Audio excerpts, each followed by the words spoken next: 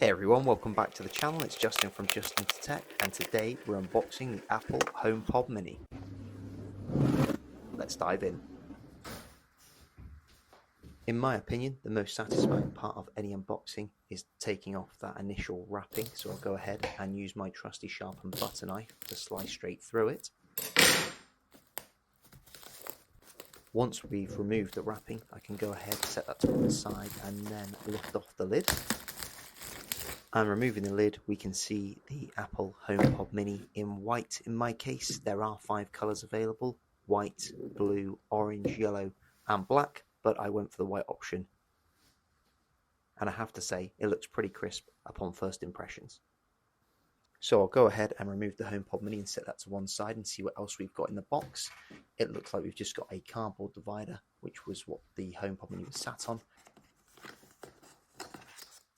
Then underneath we can see we've got our quick start guide with 3 simple steps,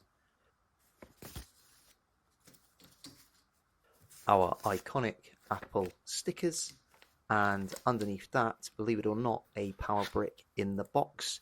This is a 20-watt charger, so I'll go ahead and remove the wrapping from that, and it is indeed a 3-pin UK USB-C charging brick.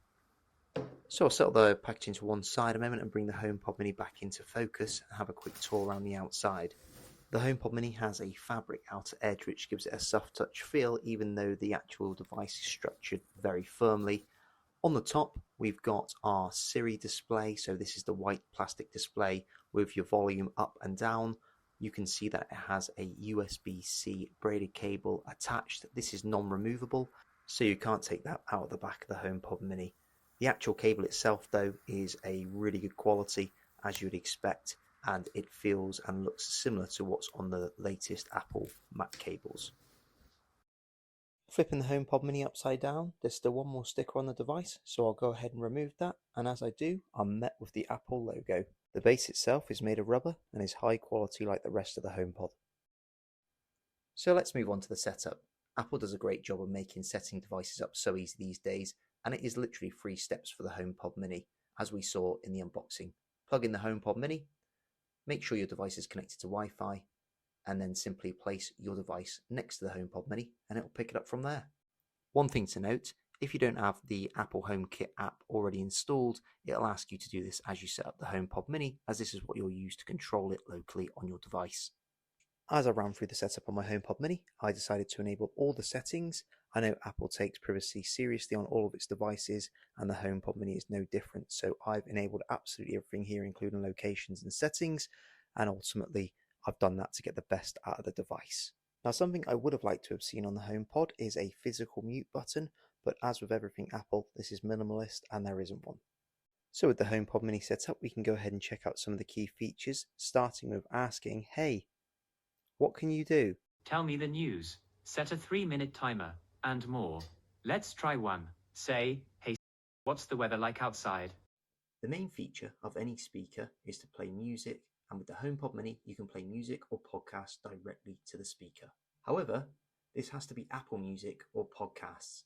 Sadly, there is no native support for Spotify or YouTube Music, but there is a really cool way around this, and I'll show you shortly. Other key functions of the HomePod include setting up reminders, checking the weather, sending messages, making calls, and home automation. The HomePod can also recognise up to 6 different users by voice. Now, in terms of home automation, I actually only have one device that will plug into the Apple HomeKit, and that is my smart thermostat. Unfortunately, all my other devices are set up to Amazon. However, I may consider getting more HomeKit enabled devices in future now I've got the HomePod Mini. Making sure the HomePod and the iPhone or iPad are connected to the same Wi-Fi, you can play music on your iPhone or iPad, walk up to the HomePod Mini and simply tap it on the top. From here, the HomePod will do the rest and music starts playing. You can also do this again to transfer the music from the HomePod back to your iPhone or iPad. Alternatively, if that's too much like hard work, you can always AirDrop it straight to the device from wherever you are. So you have your HomePod Mini set up, you know all the features, you know how to connect. So the next question is, how does it sound? Let's find out.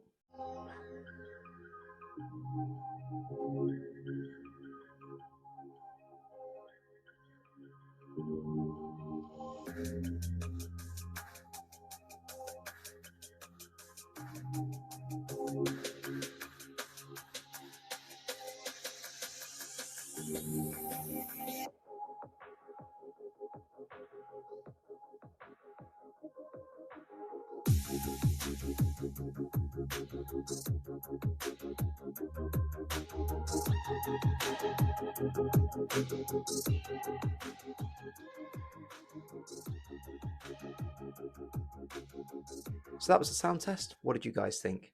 I think the HomePod Mini sounds incredible, especially for its size.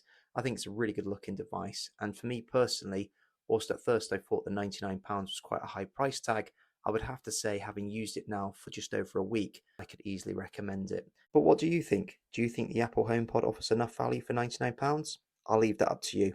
Thanks very much for watching. Please like and subscribe. Catch you in the next one.